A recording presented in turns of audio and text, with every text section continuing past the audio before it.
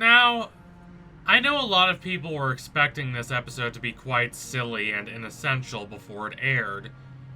I personally had a feeling that Terrace and her crew were planning something quite a bit more interesting with this episode, but I will admit that even I was not expecting this episode to be as poignant and affecting as it turned out to be. I am a huge and dedicated fan of tripartite episode segments, with each character having their own little journey in the episode, kind of disconnected from each other for the most part. So I think I was bound to enjoy this one.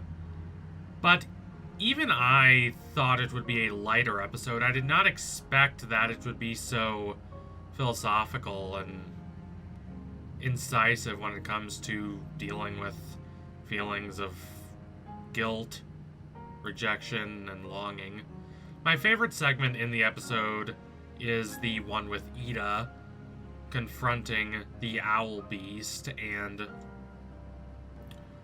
all the relationships it has lost her and all the goodwill it has lost her. But I am not quite ready and willing to unpack that yet. It's very intense and the images are so striking. I will need a little more time with that. So instead, I'm going to be talking about Luzs and Amity in this episode. Luzs finally confessed her feelings to Amity by the conclusion of the episode, which I have to admit is not something I saw coming. I thought it would happen eventually, but I didn't think it would happen in this episode. I wasn't even sure Amity would be in this episode. At this point, Luzs has not seen Amity since the kiss, so Luzs has no idea what Amity thinks of her. Luzs views Amity as a very cool, very elegant, very sophisticated person. And because of this, Luzs doesn't want to be too hasty. She doesn't want to make any grand pronouncements on the future of their relationship. She wants to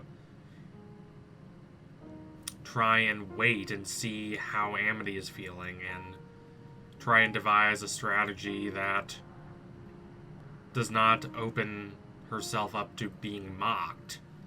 But Hooty has no time for this subtlety. What Hooty wants is for Luzs to announce her feelings for Amity quickly, unambiguously, and immediately, which results in a situation that is very awkward and uncomfortable for Luzs, but Hooty, to his credit, is not exactly wrong. Taking an immediate next step is exactly what Luzs needs to do. Amity has no idea what to think in the aftermath of Through the Looking Glass ruins. What she wants is confirmation that her feelings for Luzs are reciprocated, but Luzs is too blinded by her own dread and her own perception and image of Amity as this very high-class, very avant-garde, very preternaturally unaffectable person, that Luzs doesn't really see at first that this is what Amity really wants. So Hooty decides to take decisive action. He traps Luzs and Amity in a tunnel of love and waits for them to reveal their feelings.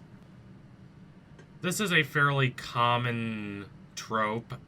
The first example that pops into my mind is what Mabel does to Dipper and Wendy in episode 202 of Gravity Falls, but it is quite a common comedic scenario. What elevates how they use that trope here in this episode are a number of factors. The first of which being the design of the love tunnel, which I love so much. They really let their imaginations run wild there on the Owl House team for this. Now, the whole idea of a tunnel of love already evokes the image of a bygone, doo-wop, Coney Island, old-school Americana aesthetic, so I appreciate how they decide to amplify that in this episode instead of trying to distance themselves from the cheesiness of it all. The cheesiness is the point. There is a Hooty swan boat that takes them down the river. There are these over-sentimental saccharine and love songs playing. There are cupids shooting arrows, attached to which are these cliche, kind of silly Valentine's Day messages. It's all a lot. It's very over the top and over dramatic, and Luzs is terribly ashamed of this. This is not how Luzs wants to present herself to Amity. But Amity loves this over-the-top display. Luzs may view Amity as cool, but Amity is really not that cool, as Amity herself admits to Luzs by the conclusion of the episode. Amity attached herself so long to this image of this above-it-all, arrogant, untouchable queen of Hexside, and that made her miserable. That image of coolness was an enclosure that she wanted to escape. Now, Amity is cool in that she is much less impulsive than Luzs, and much more willing to take a step back and think about things before rushing in. But because of Amity's relationship with Luzs, Amity has become a lot more spontaneous, and she has become a lot bolder. Amity is much less concerned with being cool. She's much more concerned with her own feelings and emotions, even when they aren't cool. Although Luzs wants to protect herself from seeming uncool when she's with the very cool Amity, Amity actually loves that uncoolness about Luzs, that willingness to just say whatever she's feeling in the most direct, honest way possible without considering social circumstances. That absolute sincerity, even to the point of cheesiness, is something Amity admires about Luzs. So, when Luzs inadvertently gives Amity this grandiose display of her affections, as uncool as it is, Amity is just taken aback.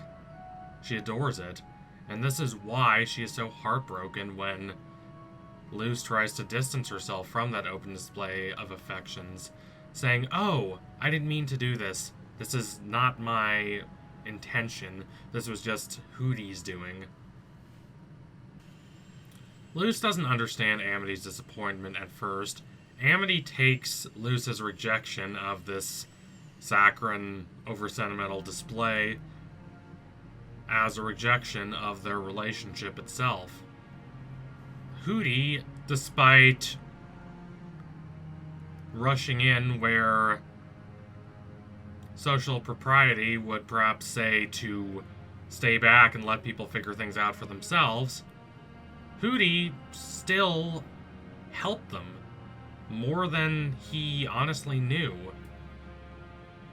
After getting so close with Amity, Luzs was nervous. She was anxious. She wanted to scuttle back. But what Amity wanted from Luzs is for Luzs to step up and to take that next step in the relationship and to say that, yes, I want to be with you, Amity. Hooty, I doubt, understood this remotely, but he still ended up breaking the awkwardness between them and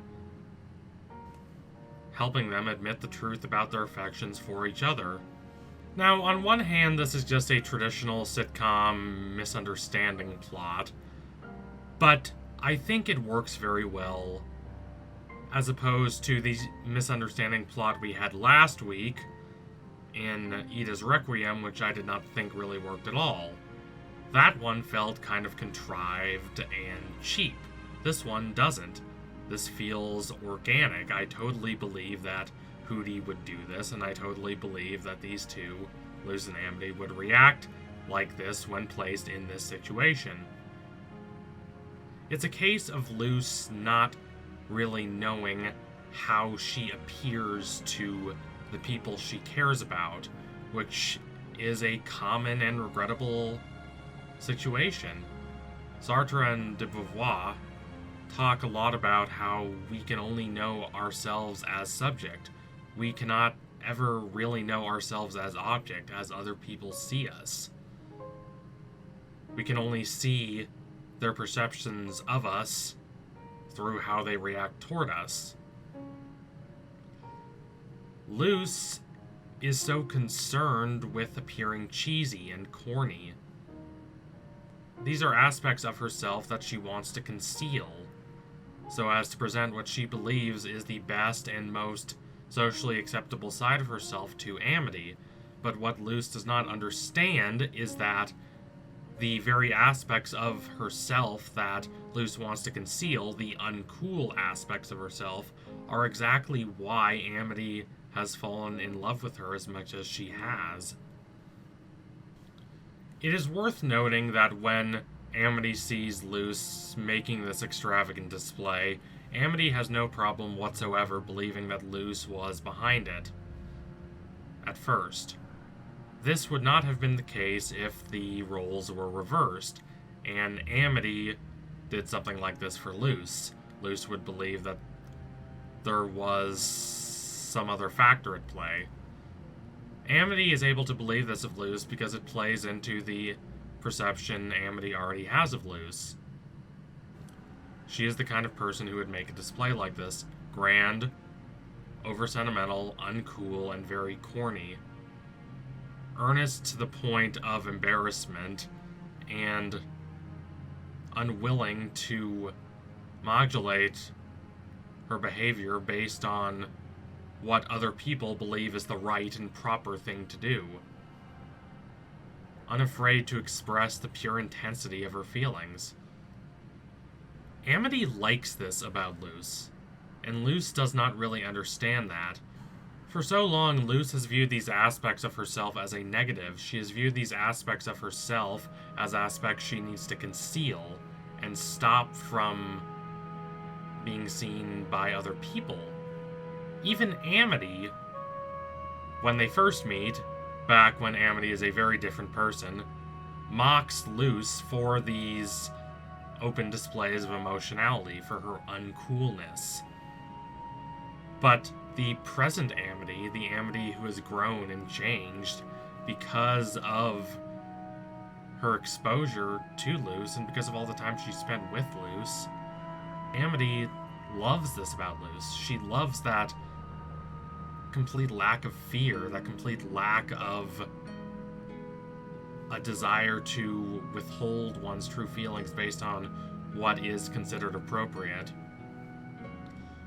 And Luzs has inspired Amity through these characteristics, as demonstrated by Amity's willingness to kiss Luzs at the end of Through the Looking Glass Ruins. That is not something Amity would have been willing to do, say, 10 episodes before that point, even if she had been so deeply in love with Luzs at that point in the show.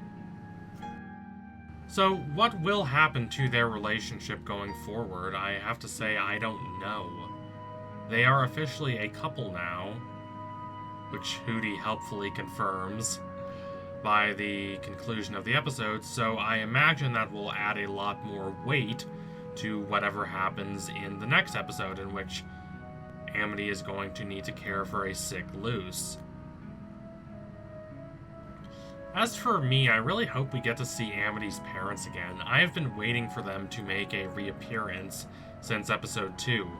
I've been wondering how they were going to react to their daughter having changed so much.